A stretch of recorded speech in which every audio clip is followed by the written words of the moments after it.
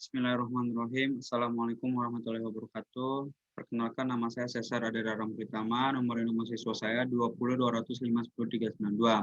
Saya dari kelas A. Sini saya akan menjelaskan atau mempresentasikan paper hasil paper yang akan menjadi bahan penilaian ujian akhir semester di mata kuliah ide-ide politik ini. Dosen pembimbing saya Dr. Randos Sidik Jatmika. Langsung saja ke pembahasannya, di mana pembahasan di sini saya mengambil tema kelompok sosial perlawanan Gerakan Pramuka Indonesia. Langsung saja ke pembahasannya. Pembahasan pertama membahas tentang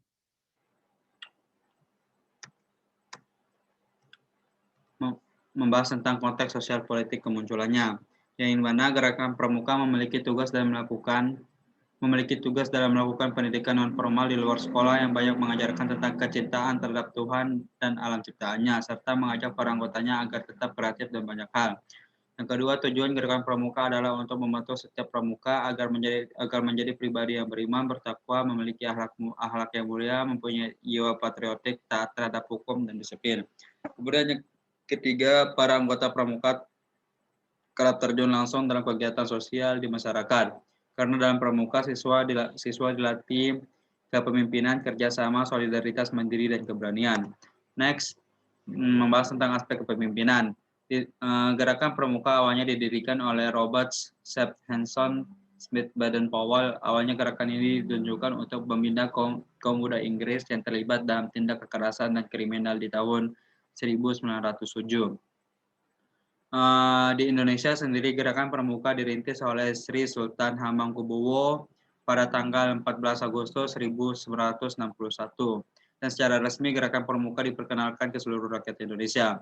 Nah, kemudian pada saat ini jabatan Ketua Gerakan Pramuka tingkat nasional dipimpin oleh Kak Budi Waseso. Penetapan beliau dilantik pada tanggal 25 sampai 29 September 2018.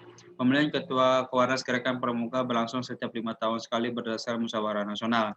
Next, pembahasan tentang aspek sistem nilai, di mana Gerakan Pramuka menerapkan pendidikan di alam terbuka pada anggotanya. Yang kedua, Gerakan Pramuka juga menanamkan pendidikan moral pada setiap anggotanya. Yang ketiga, dalam tingkatan penegak seorang anggota pramuka diberikan wadah dalam mengembangkan minat dan bakatnya. Kemudian yang terakhir dalam pembahasan aspek sistem nilai ini, Gerakan Pramuka sejauh ini jumlah satuan karya mencapai 20 yang berada di bawah naungan institusi atau lembaganya masing-masing. Next, membahas tentang aspek kegiatan rutin. Kegiatan rutin yang kerap dilaksanakan secara konsisten adalah kegiatan pertemuan antar golongan atau tingkatan dalam pramuka, dalam rangka bertemu dan berlatih bersama agar dapat saling bertukar pengetahuan dalam berkegiatan. Next, aspek pengikut setia. Pembagian golongan dalam pramuka yaitu pramuka siaga, penggalang, penegak, dan penegak. Sedangkan untuk kelompok anggota pramuka golongan lanjutan disebut pembina, andalana, pelatih, pamong, staf perwartir, dan majelis membimbing. Pembagian golongan ini didasari pada umur dan tingkat kematangan serta peran yang berada dalam gerakan pramuka.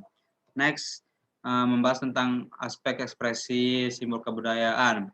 Seperti yang teman-teman ketahui, Gerakan Pramuka memiliki ikon tunas kelapa. Hal ini kerap dikaitkan pada harapan bahwa setiap anggota pramuka bisa tetap tumbuh dan berkembang di mana saja ia berada. Seperti tunas kelapa yang akan terus tumbuh dan berkembang dimanapun tempatnya.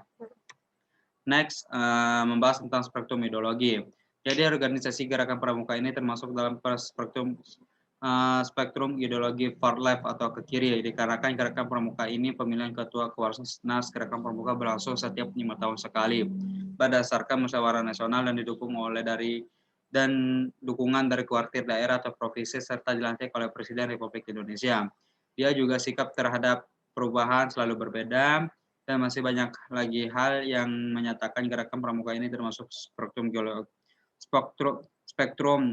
ideologi far left, seperti luas kekuasaannya juga sudah diatur oleh undang-undang. Kemudian next, membahas tentang faktor pendukung keberlangsungannya, di mana yang pertama setiap sekolah merealisasikan Permendikbud nomor 63 tahun 2014 dengan mewajibkan seluruh peserta didik untuk mengikuti pramuka. Keberlangsungan organisasi pramuka di sekolah setelah adanya Permendikbud tersebut lebih terorganisasi dan teratur. Dan sekolah dapat menggunakan salah satu 3 model, yaitu model blok, aktualisasi, dan reguler di gugus depan. Kemudian yang intinya yang ketiga, Permendikbud nomor 63 tahun 2014 memberikan dampak positif kepada peserta didik maupun sekolah. Melalui Peraturan Menteri Pendidikan dan Kebudayaan nomor 63 tahun 2014 tentang pendidikan kepramukaan sebagai ekstrakurikuler wajib. Next, faktor penghambat keberlangsungan gerakan pramuka. Yang pertama, dana, waktu, dan transportasi. Mungkin teman-teman juga mengetahui atau sebagian ekstrakurikuler yang ada di sekolah maupun di kampus mengalami penghambat dari 3 faktor penghambat tersebut. Jadi pertama, dana, waktu, dan transportasi. Kemudian next, prospek gerakan pramuka 5 tahun mendatang. Sesuai dengan keputusan musyawarah nasional gerakan pramuka tahun 2018 nomor 9 Munas 2018 tentang rencana strategis gerakan pramuka tahun 2019-2024, di mana visinya visi dari gerakan pramuka tersebut terdepan dalam pendidikan non formal bagi kaum muda agar berkarakter dan bercakapan hidup. Dan misinya yang pertama mewujudkan sistem koorganisasi dan kepengelolaan gerakan pramuka yang menyimbangkan volunteerisme dan profesionalisme. Kemudian yang kedua, mewujudkan sistem dan tata laksana pendidikan kepramukaan sebagai pendidikan non formal yang unggul yang mampu menjawab tantangan. Kemudian yang ketiga, mewujudkan kapasitas keuangan, usaha dan aset gerakan pramuka yang memenuhi kebutuhan. Kemudian yang terakhir, mewujudkan kiprah dan pengabdian. Maksudnya bertanggung jawab dan tanpa mengkhianati organisasi tersebut. Next, penilaian dari diri sendiri, dari organisasi, dari yang saya baca-baca tentang gerakan pramuka Indonesia, saya memberi penilaian saya berskala 7/8, di mana organisasi tersebut ada, kegiatannya juga ada, tetapi tidak berkuasa atau berjaya dikarenakan sudah diatur oleh undang-undang. Sekian dari saya, mohon maaf apabila ada kesalahan kata atau kekurangan kata, dan juga terburu-buru dikarenakan tugas ini memiliki batas waktu maksimal. Sekian dari saya, Assalamualaikum warahmatullahi wabarakatuh.